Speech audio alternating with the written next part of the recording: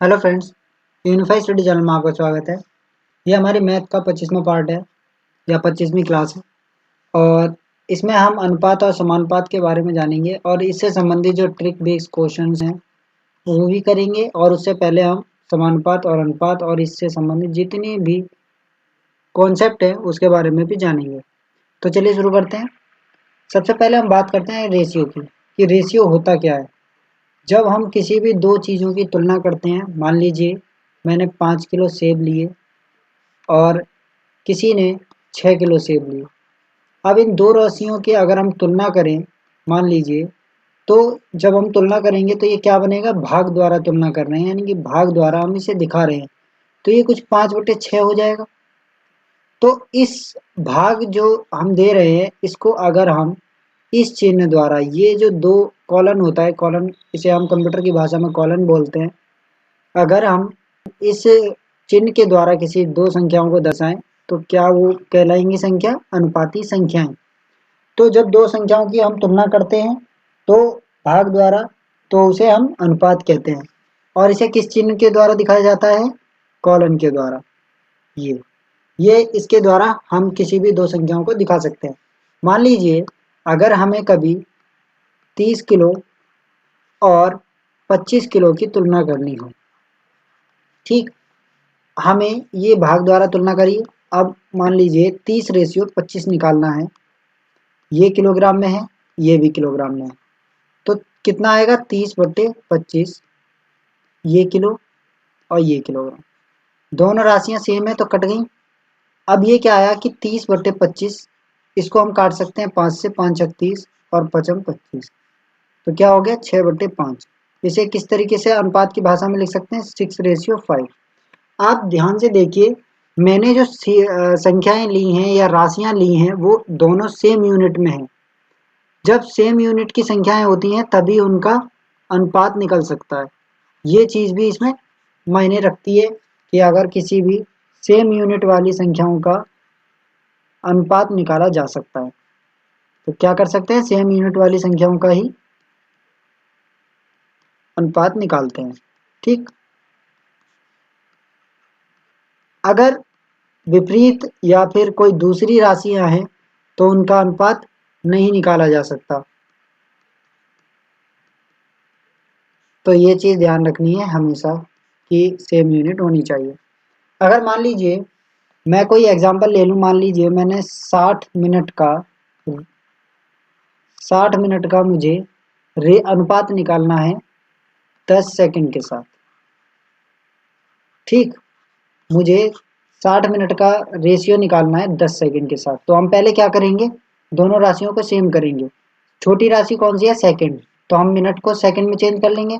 तो 1 मिनट बराबर कितने सेकंड होते हैं, 1 मिनट बराबर 60 सेकंड हो गए। ठीक, जब ये 60 सेकंड हो गए तो हम क्या करेंगे, 60 मिनट में कितने सेकंड हो गए, 60 का गुणा कर लेंगे तो 60 मिनट का हो जाए, पता चल जाएगा, 60 × 60 सेकंड। तो ये कितने सेकंड हो जाएंगे, 3600 सेकंड। ठीक, ये चीज़ हमने देख ली कि भाई अब हमने इन्हें कन्वर्ट कर लिया। अब जो इनका रेशियो निकलेगा कितना का, 60 मिनट का 10 सेकंड के साथ जब हम रेशियो निकालेंगे तो क्या निकलेगा, ये ऊपर आ जाएगा 3600 सेकंड। अब यूनिट सेम हो गई ना, सेम यूनिट हो गई, और ये 10 सेकंड हो गई, तो 0 से 0 कट गया। तो क्या आया, ये 360/1। तो इसका जो रेशियो निकलेगा वो क्या निकलेगा, सेकंड से सेकंड तो कट गया क्योंकि सेम राशियां ही होती हैं, तो ये हो गया 360/1। तो ये इसका रेशियो हो गया 60 मिनट और 10 सेकंड का। तो इस तरीके से हम रेशियो में कन्वर्ट कर सकते हैं और कभी भी दो अलग अलग परिस्थितियों का अनुपात देख सकते हैं। मान लीजिए उसे सेम यूनिट में कन्वर्ट करके, या दो अलग अलग परिस्थितियां हैं उनका। अलग अलग परिस्थितियों का मतलब जैसे हमने ये मिनट लिया था और ये सेकंड लिया था, दोनों चीज़ें अलग अलग होती हैं लेकिन इसे हम कन्वर्ट करके निकाल सकते हैं। अब इसी का आगे दूसरा आता है प्रोपोर्शन। हमने देखा था कि हम दो राशियों को लेके चल रहे थे, प्रोपोर्शन, और प्रोपोर्शन का मतलब हम जानते हैं समानुपात होता है, यानी हम यहाँ पर समानुपाती संख्याओं की बात कर रहे हैं। मान लीजिए हमने दो राशियां हैं, दो अनुपात में हैं, एक है 5:6 और एक है 6:5। क्या इन दोनों में समानुपात हो सकता है? इसमें समान अनुपात नहीं हो सकता। क्यों? क्योंकि 5/6 का मान जो आएगा वो 6/5 के बराबर नहीं होगा। तो जब ये संख्याएं बराबर नहीं हैं तो ये समानुपात नहीं है। अगर यहीं हम बात करें 1:2 की और 2:4 की, तो क्या ये समान अनुपात में है? ये तो 1:2 है, लेकिन जो 2:4 है इसको कन्वर्ट करके देखते हैं, 2 एकम 2 और 2 दूनी 4, तो इसका कितना बन जाएगा? 1:2। अब ये जो दोनों संख्याएं हैं, एक अनुपात ये भी है, एक अनुपात ये भी है, तो ये जो संख्याएं हैं ये कैसी हो गई? समानुपात में, यानी कि इसका रेशियो और इसका रेशियो बराबर हो गया। इस बराबर के चिन्ह को हम किस रूप में लिखते हैं, किस से दिखा सकते हैं? इससे। ये जो बराबर वाला चिन्ह है इसको हम इससे दिखा सकते हैं। तो ये हमारी संख्याएं, अब ये जो चिन्ह है ये किसका चिन्ह है? समानुपात का। तो इससे हमें क्या बोल सकते हैं? 1:2 बराबर 2:4, ये चीज हम दर्शा सकते हैं। और या फिर इसे बोल सकते हैं 1:2 समानुपाती 2:4, इस तरीके से पढ़ सकते हैं, या 1:2 प्रोपोर्शन टू 2:4, इस तरीके से दर्शा सकते हैं हम संख्याओं को। अगर इनके रेसिप्रोकल्स की बात की जाए, मान लीजिए हम 2 का रेसिप्रोकल, जिसे हम व्युत्क्रमानुपाती कहते हैं, तो रेसिप्रोकल का मतलब होता है कि आप इसका उल्टा कर दीजिए। तो 2 का रेसिप्रोकल कितना हो जाएगा? 1/2, क्योंकि इनका जो कट के मान आना चाहिए 2 गुणा 1/2 वो 1 आएगा। तो ये 2 का रेसिप्रोकल हो गया, यानी कि व्युत्क्रमानुपाती।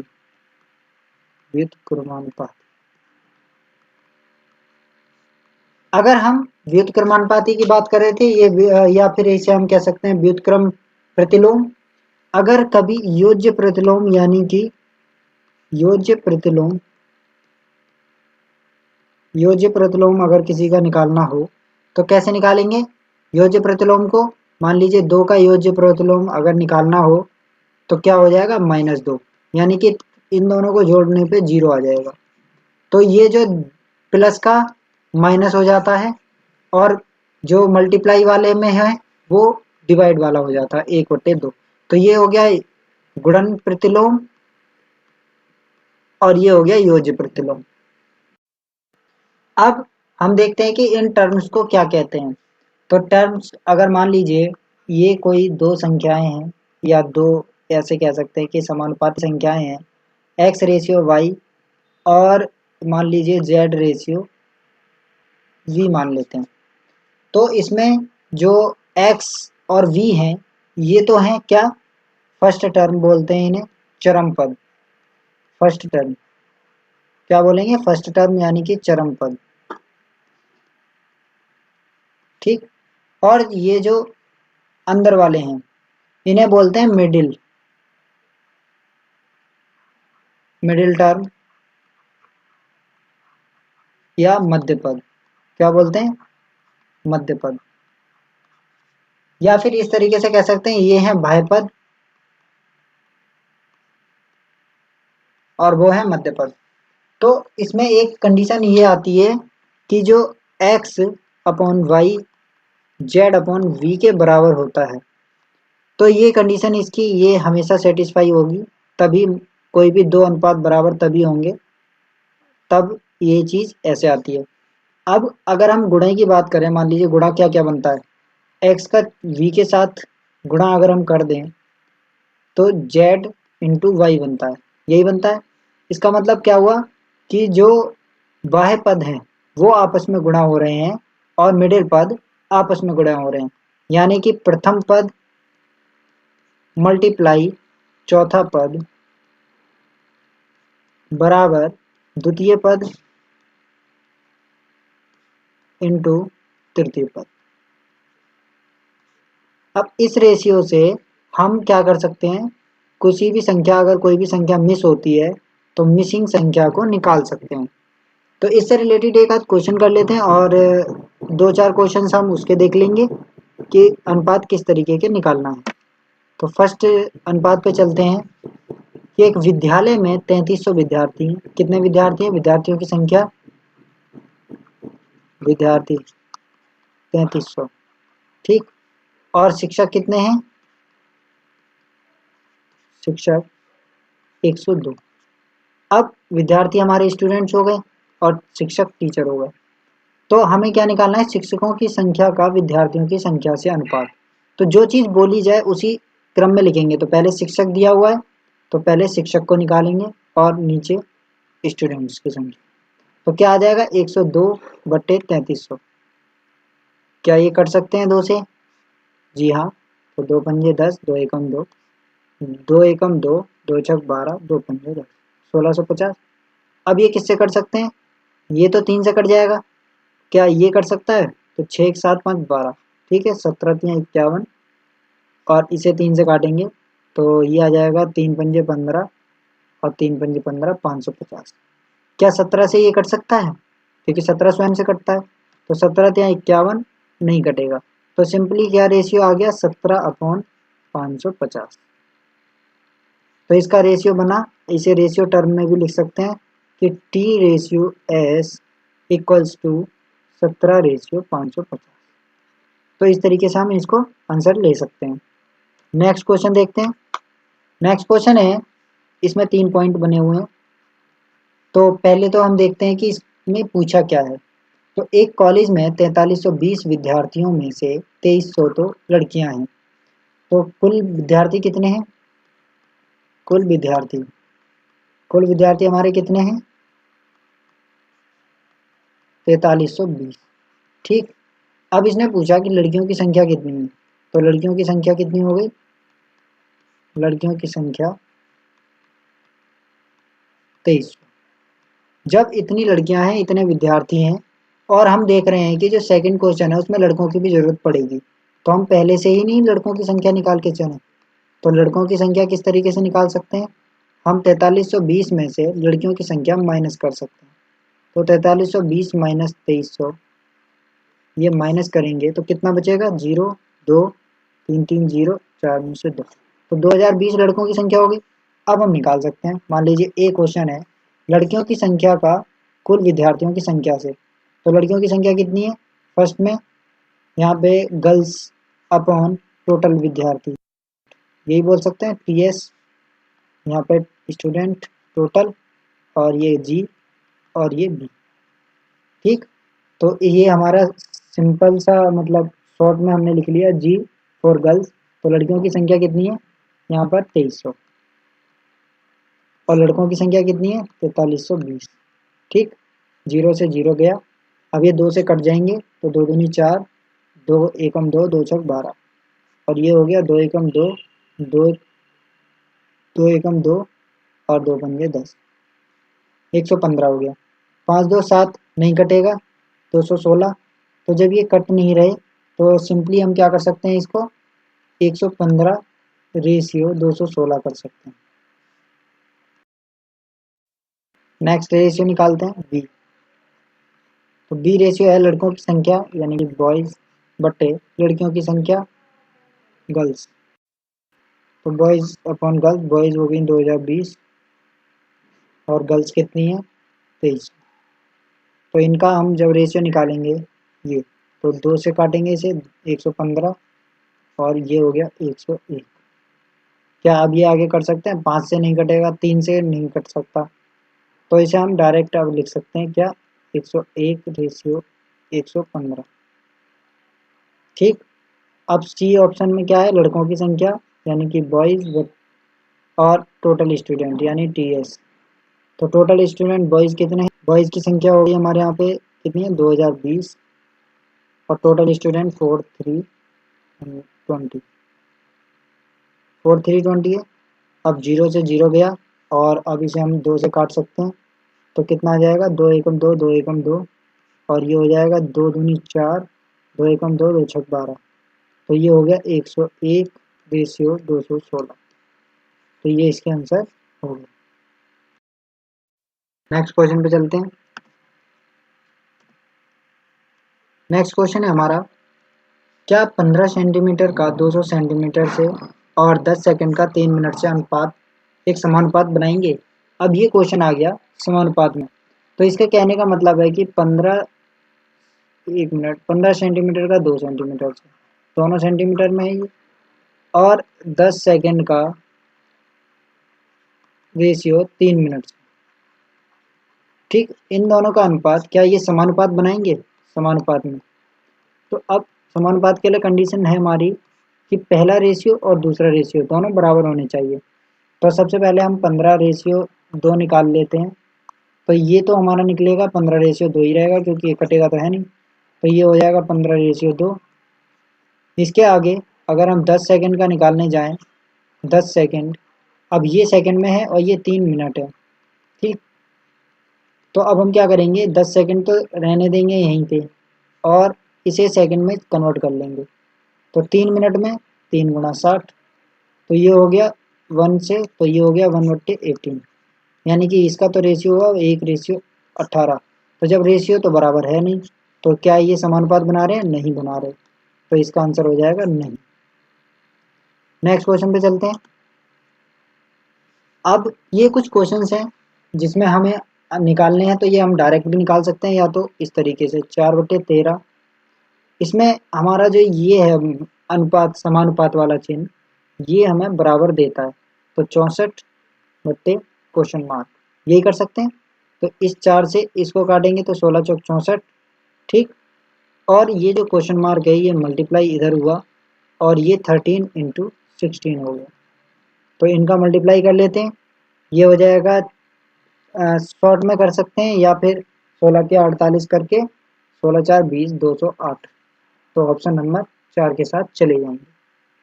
ऐसे क्वेश्चन भी करते हैं। अब इन क्वेश्चंस में एक ट्रिक, क्या कहते हैं उसे, ट्रिक नहीं, इस तरीके से।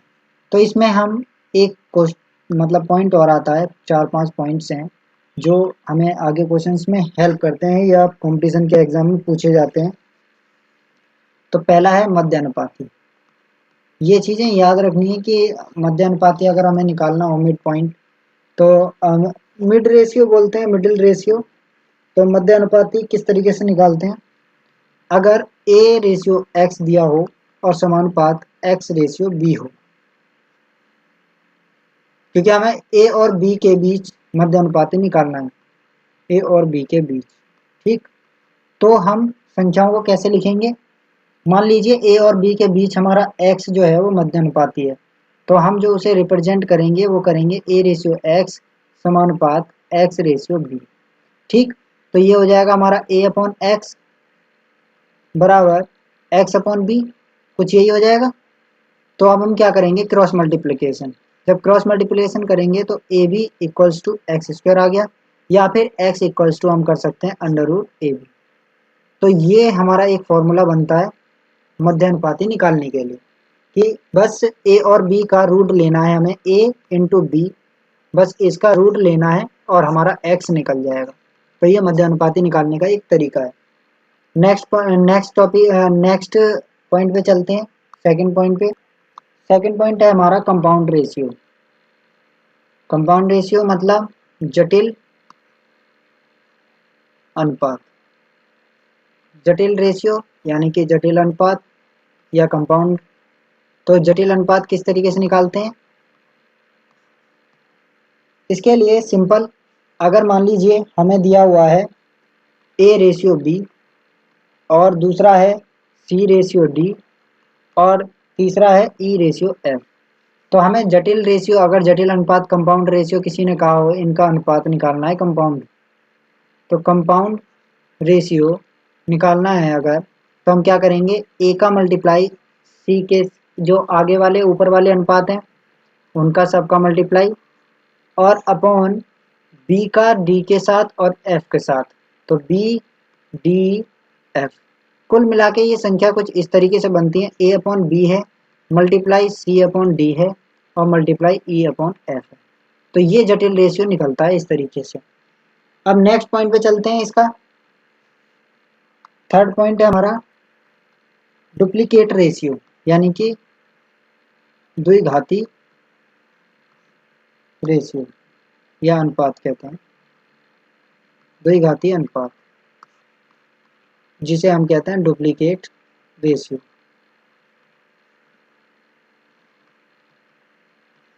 अब डुप्लीकेट रेशियो को किस तरीके से निकालेंगे? मान लीजिए हमें ए रेशियो बी दिया हुआ है। अब डुप्लीकेट रेशियो में पावर 2 हो जाएगी, तो ये कुछ इस तरीके से हुआ ए अपॉन बी, और जब हम इसका स्क्वायर करेंगे तो ये हो जाएगा ए स्क्वायर अपॉन बी स्क्वायर, या फिर ए स्क्वायर रेशियो बी स्क्वायर।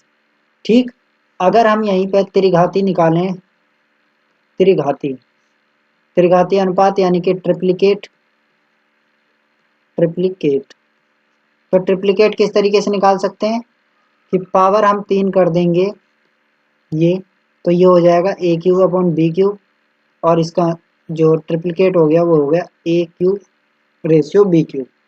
तो इस तरीके से हम डायरेक्ट इसमें कर सकते हैं। अब हम इनवर्स रेशियो या फिर रेसिप्रोकल रेशियो निकालेंगे। तो फोर्थ पॉइंट हमारा इनवर्स या फिर रेसिप्रोकल।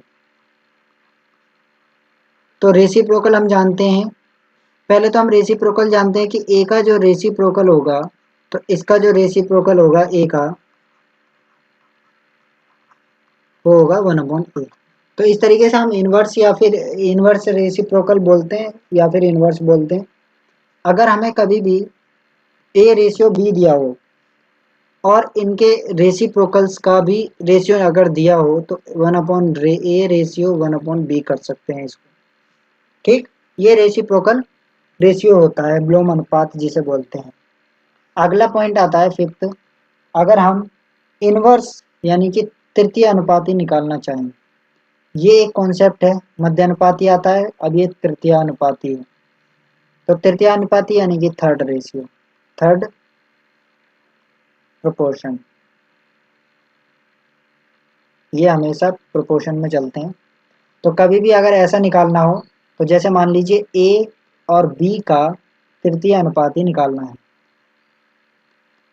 जब मध्य अनुपाती निकालना होता है तो इनके बीच x रखते हैं, और जब तृतीय अनुपाती निकालना हो तो हम इसके बाद x रखेंगे। तो हमें क्या निकालना है? ए बी एक्स का।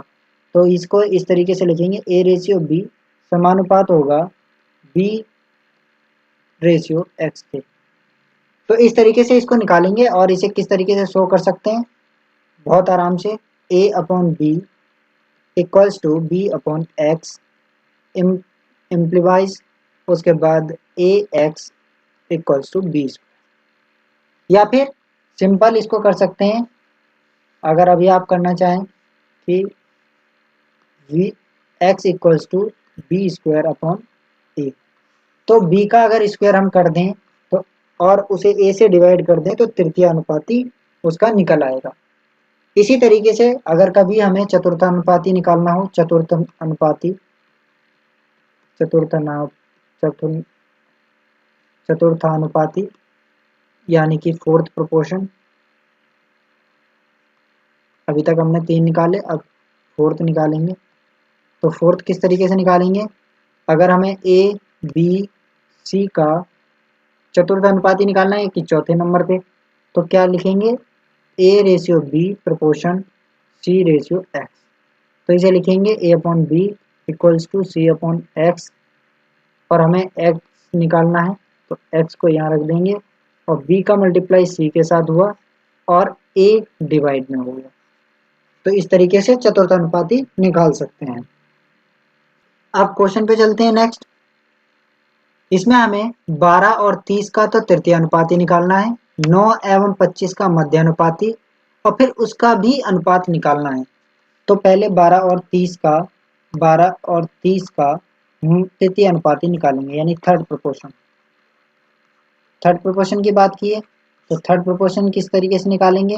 12 रेशियो 30, हम पहले इसे अपनी सिंपल भाषा में लिख लेते हैं कि 12 रेशियो 30 रेशियो एक्स, यही होगा, क्योंकि हमें 12 और 30 का तृतीय अनुपाती निकालना है। तो ये हो जाएगा हमारा 12/30 बराबर 30/x, कुछ यही हुआ। इसको हम किस तरीके से करेंगे? 6 दूनी 12, 6 पंजे 30, ठीक, और इसे काट सकते हैं 15 से। तो x का मान अगर हम निकालें यहाँ से, तो x का मल्टीप्लाई यहाँ हुआ 1 से, तो ये 15 पंजे 75 हो गया, यानी कि x का मान आ गया 75। तो और 9 एवं 25 के, ये तो फर्स्ट कंडीशन है। सेकंड कंडीशन क्या कहती है? 9 एवं 25 का मध्यानुपाती। तो मध्यानुपाती क्या होगा, ये मध्यानुपाती है। और मध्यानुपाती कैसे निकालेंगे, 9:x समानुपात यहाँ पर x/25, क्योंकि हमें इन दोनों के बीच निकालना है तो यहाँ पे मान रखना पड़ेगा, यहाँ पीछे निकालना था तो यहाँ रख देते। तो ये हो जाएगा 9/x इक्वल्स टू x/25, या हम सीधे सीधे कर सकते हैं x इक्वल टू √9 × 25, यही कर सकते हैं।